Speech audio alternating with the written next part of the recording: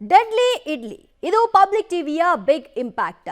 ಇಡ್ಲಿ ತಯಾರಿಕೆಯ ವೇಳೆಯಲ್ಲಿ ಬಳಸುವಂತಹ ಪ್ಲಾಸ್ಟಿಕ್ ಏನಿದೆ ಇದು ಕ್ಯಾನ್ಸರ್ ಕಾರಕ ಅಂಶವನ್ನ ಒಳಗೊಂಡಿದೆ ಎಂಬ ಸುದ್ದಿ ಬಿತ್ತರ ಆಗಿದೆ.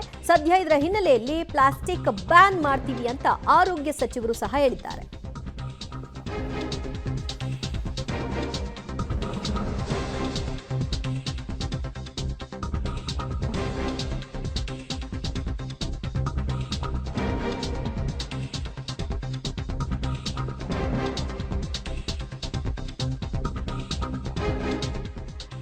ಇದು ಪಬ್ಲಿಕ್ ಟಿವಿಯ ಬಿಗ್ ಇಂಪ್ಯಾಕ್ಟ್. ಇಡ್ಲಿ ತಯಾರಿಕೆ ವೇಳೆಯಲ್ಲಿ ಬಳಸುವಂತಹ ಪ್ಲಾಸ್ಟಿಕ್ ಕವರ್ ಏನಿದೆ ಅದನ್ನ ಬ್ಯಾನ್ ಮಾಡ್ತೀವಿ ಅಂತ ಪಬ್ಲಿಕ್ ಟಿವಿ ವರದಿಯ ಬೆನ್ನಲ್ಲೇ ಆರೋಗ್ಯ ಸಚಿವ ದಿನೇಶ್ ಗುಂಡೂರಾವ್ ಹೇಳಿಕೆಯನ್ನ ಕೊಟ್ಟಿದ್ದಾರೆ.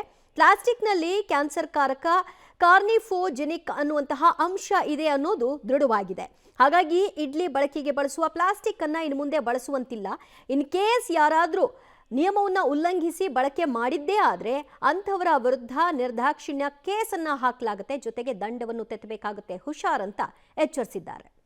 ಆರೋಗ್ಯ ಸುರಕ್ಷತಾ ಇಲಾಖೆಯವರು ರಾಜ್ಯಾದ್ಯಂತ ಸುಮಾರು 251 ಕಡೆ ಸ್ಯಾಂಪಲ್ಗಳನ್ನು ತೆಗೆದು ಈ ತಪಾಸಣೆ ಮತ್ತು ಪರೀಕ್ಷೆ ಮಾಡಿಸಿದ್ದಾರೆ. ಅದರಲ್ಲಿ ಏನಂದರೆ ಈ ಇಡ್ಲಿಯನ್ನು ಏನು ಬೇಯಿಸ್ತಾರೆ ಆವಾಗ ಹಿಂದೆ ಎಲ್ಲ ಬಟ್ಟೆ ಉಪಯೋಗಿಸಿ ಮಾಡೋರು. ಆದರೆ ಇತ್ತೀಚಿನ ಕಾಲದಲ್ಲಿ ಕೆಲವು ಕಡೆ ಎಲ್ಲ ಪ್ಲಾಸ್ಟಿಕ್ ಉಪಯೋಗ ಮಾಡ್ತಾಯಿದ್ದಾರೆ ಅಂತ ಒಂದು ಮಾಹಿತಿ ಕೂಡ ಇತ್ತು. ಆ ಕಾರಣದಿಂದ ನಮ್ಮ ಇಲಾಖೆಯವರು ಎಲ್ಲ ಕಡೆ ಇದರ ಬಗ್ಗೆ ಹೋಗಿ ವಿಚಾರಣೆ ಮಾಡಿದ್ದಾರೆ. ಈ 251 ಏನು ಅವರು ಪರೀಕ್ಷೆ ಮಾಡಿರ್ತಕ್ಕಂಥ ಸ್ಥಳಗಳಲ್ಲಿ ಸುಮಾರು 52 ಕಡೆ ಈ ಥರದ ಒಂದು ಪ್ಲಾಸ್ಟಿಕ್ಕನ್ನು ಉಪಯೋಗಿಸ್ಕೊಂಡು ಅದನ್ನು ಬೇಯಿಸೋದಕ್ಕೆ ಮಾಡ್ತಾಯಿದ್ರು. ಇದು ಖಂಡಿತವಾಗಿಯೂ ಇದು ಅವರು ಮಾಡಬಾರ್ದು. ಯಾಕೆಂದರೆ ಪ್ಲಾಸ್ಟಿಕ್ಕು ಅದರಲ್ಲಿ ಕ್ಯಾನ್ಸರ್ ಬರ್ತಕ್ಕಂಥ ಅಂಶಗಳಿರುವಂಥದ್ದಿದೆ. ಅದು ಇಡ್ಲಿ ಒಳಗಡೆ ಸೇರ್ಕೊಳ್ಳುವಂಥದ್ದು ಆಗ್ತದೆ ಬೇಯಿಸುವ ಸಂದರ್ಭದಲ್ಲಿ. ಸೊ ಈ ಕಾರ್ಸಿನೋಜೆನಿಕ್ ಅಂತ ಏನು ಹೇಳ್ತೀವಿ ಅದು ಖಂಡಿತವಾಗಿಯೂ ಯಾವುದೇ ಒಂದು ಇದರಲ್ಲೂ ಕೂಡ ಮಾಡೋದಕ್ಕೆ ಅವಕಾಶ ಇಲ್ಲ ಮತ್ತು ಆರೋಗ್ಯದ ಮೇಲೆ ದುಷ್ಪರಿಣಾಮ ಅಂತೂ ಖಂಡಿತವಾಗಿಯೂ ಬೀರ್ತದೆ. ಆದ್ದರಿಂದ ಅದರ ಬಗ್ಗೆ ಈಗಾಗಲೇ ಕ್ರಮ ತಗೊಳ್ತಾ ಇದ್ದಾರೆ.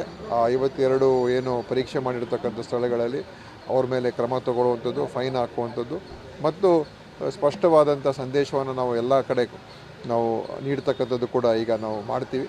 ಯಾವುದೇ ಕಾರಣಕ್ಕೂ ಈ ಇಡ್ಲಿ ತಯಾರಿಕೆಯಲ್ಲಿ ಪ್ಲಾಸ್ಟಿಕ್ಕನ್ನು ಉಪಯೋಗ ಮಾಡಬಾರ್ದು ಅಂಥವ್ರು ಬ್ಯಾನೇ ಅದು ಉಪಯೋಗ ಮಾಡಬಾರ್ದು.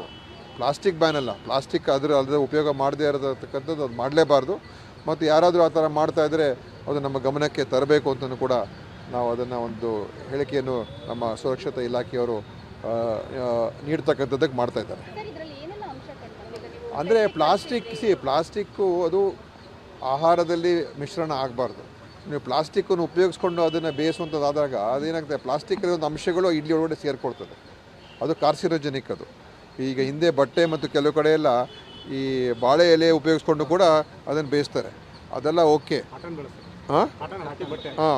ಆದರೆ ಹತ್ತಿ ಬಟ್ಟೆ.